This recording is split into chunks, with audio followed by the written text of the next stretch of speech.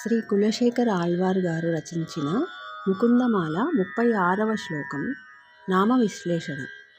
శ్రీనాథ నారాయణ వాసుదేవా శ్రీకృష్ణ భక్త ప్రియ చక్రపాణే శ్రీ పద్మనాభాచ్యుత కైటభారే శ్రీరామ పద్మాక్ష హరే మురారే.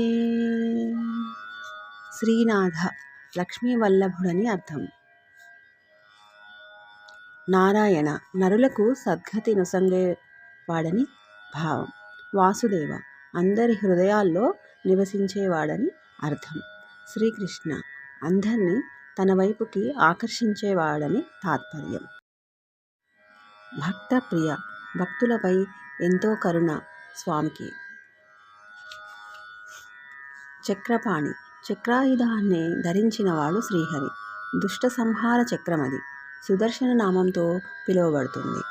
చక్రధరుడు కనుక చక్రి అని కీర్తింపబడతాడు వైకుంఠనాథుడు. పద్మనాభ శ్రీమన్నారాయణుని నాభిస్థానంలో పద్మం ఉదయించి అందు బ్రహ్మ అవతరించారు. అందుకే శ్రీమన్నారాయణుడు పద్మనాభుడని స్తుతింపబడుతున్నాడు.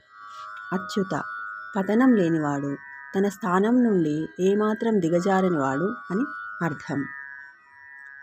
మనం కూడా మనం ఉండే స్థితి నుండి ఏమాత్రం దిగజారకుండా ఉండడానికి జాగ్రత్త పడాలి. అందుకు ప్రతి వారు కూడా నాయకత్వ లక్షణాలని అలవరించుకోవాలి.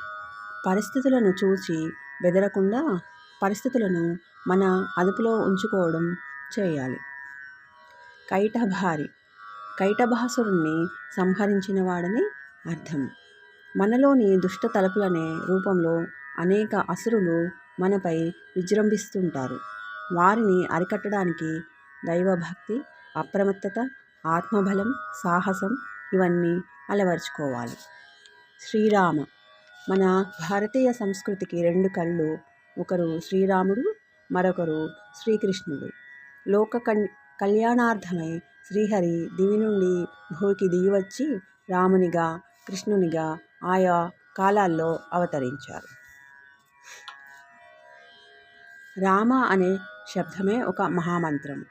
ఓం నమో నారాయణాయ అనే అష్టాక్షరి మంత్రంలోని 5వ అక్షరం రా, పంచాక్షరి మంత్రంలోని ఓం నమఃశివాయలోని 2వ అక్షరం మా ల కలయిక వల్ల వచ్చేది రామ అనే నామం. రామనామం ఎంతో పటిష్టమైనది, శ్రేయోదాయకమైనది. శ్రీరామ రామ రామేతి రమే రామే మనోరమే సహస్రనామ తత్తుల్యం రామనామ వరాననే. జై శ్రీరామ్.